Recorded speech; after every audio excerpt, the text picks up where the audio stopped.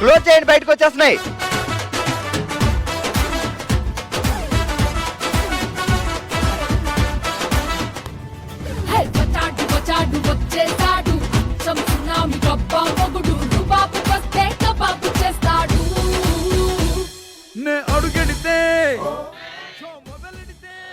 అరే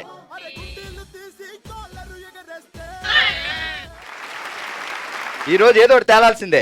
1 2 3 4 5 6 7 8. అమ్మ నిజామాబాద్ లేడీస్ లో యూనిటీ ఉందని తెలుసు కానీ మరి ఈ రేంజ్ అని నేను అస్సలు. ఆల్ రైట్, ఈ రోజు మన ఓషి వంగిలో బుట్టలో బాలు గేమ్ లో ఓ అద్భుతం జరిగింది. అసలు ఒకటి కాదు, రెండు కాదు, 3 టీంలు 9 బాల్స్ తో 9 పాయింట్స్ సాధించి, ఇది టై కాదు ట్రై, అలా జరిగింది అనమాట. ఈ రోజు అందరూ విన్నర్స్, గట్టిగా చెప్పట్లు. అంజలి గారు కంగ్రాచులేషన్స్, మీరు గెలుచుకున్నారు Kisan fashion mall gift voucher. Anita గారు కంగ్రాచులేషన్స్, మీరు గెలుచుకున్నారు Kisan fashion mall gift voucher. Okay, Pravali గారు కంగ్రాచులేషన్స్, మీరు గెలుచుకున్నారు విజయలక్ష్మి డీర్ బ్రాండ్ మినపగుళ్ళు గిఫ్ట్ హ్యాంపర్.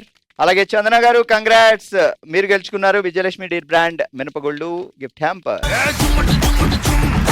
లతా గారు కంగ్రాచులేషన్స్, విజయలక్ష్మి డీర్ బ్రాండ్ మినపగుళ్ళు గిఫ్ట్ హ్యాంపర్. అలాగే అర్చన గారు కంగ్రాట్స్, విజయలక్ష్మి డీర్ బ్రాండ్ మినపగుళ్ళు గిఫ్ట్ హ్యాంపర్.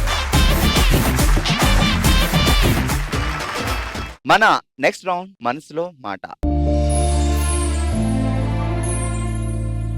తన మనసులో మాటని మనమే తన కుటుంబం అనుకొని మనతో షేర్ చేసుకోవడానికి ఇప్పుడు మన ముందుకు వస్తున్నారు మంజుల గారు. నమస్తే మా. నమస్తే. ఎలా ఉన్నారు? బాగున్నాను సార్. మీ మనసులో మాట ఏంటి చెప్పండి. మా ఫాదర్ గురించి చెప్పాలనుకుంటున్నాను. టీచర్గా జాబ్ చేసి హెచ్ఎంగా రిటైర్ అయ్యారు.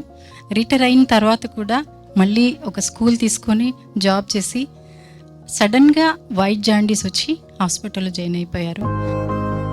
ఆ మూమెంట్లో నేను కూడా ప్రైవేట్ టీచర్గా చేసేదాన్ని. 15th ఆగస్ట్కి డెకరేషన్కి నేను సీసీ ఇన్ఛార్జ్గా పనిచేశాను ఒక ప్రైవేట్ పెద్ద సంస్థలో. అవుట్స్కట్లో డెకరేషన్కి నేను హెల్ప్ చేస్తుండగా నాకు ఏదో తెలియకుండా అసలు కంటికి కనిపించని ఒక ఇన్సెక్ట్ వచ్చి బైట్ చేసి వెళ్ళిపోయింది. తర్వాత ఇంటికి వెళ్ళిన తర్వాత చాలా పెయిన్ వచ్చింది, హాస్పిటల్ పాలైపోయాను. బ్లడ్ ఇన్ఫెక్షన్ వచ్చింది సార్. పెద్ద పెద్ద దద్దులు వచ్చేసి నేను గుర్తుపట్టలేకుండా నన్ను చూస్తేనే పిల్లలు కూడా భయపడే స్టేజ్కి వెళ్ళిపోయాను నేను. ఇక్కడ డాక్టర్ కూడా హోప్లెస్ అని చెప్పారు నాకు. తర్వాత తెలియకుండానే డాడీ ఎక్స్పైర్ అయిపోయారు. ఆ విషయం అదే టైంలో హాస్పిటల్లో ఉన్నాను సార్. ఆ టైంలో మళ్ళీ మా ఆయనకి ఇంకో ట్విస్ట్ ఏంటంటే మా డాడీ చనిపోయింది నాకు చెప్పకుండా కవర్ చేయాలి, ఆయన బంధువులందరికీ ఇన్ఫార్మ్ చేయాలి, నాకు తెలియకుండా ఆయన కవర్ చేయాలంటే ఆ టైంలో చాలా మా ఆయనని అప్రిషియేట్ చేయాలి. చాలా బాగా చూసుకున్నారు నన్ను. తర్వాత ఎప్పుడు తెలిసింది మీకు నాన్నగారు లేరు అని?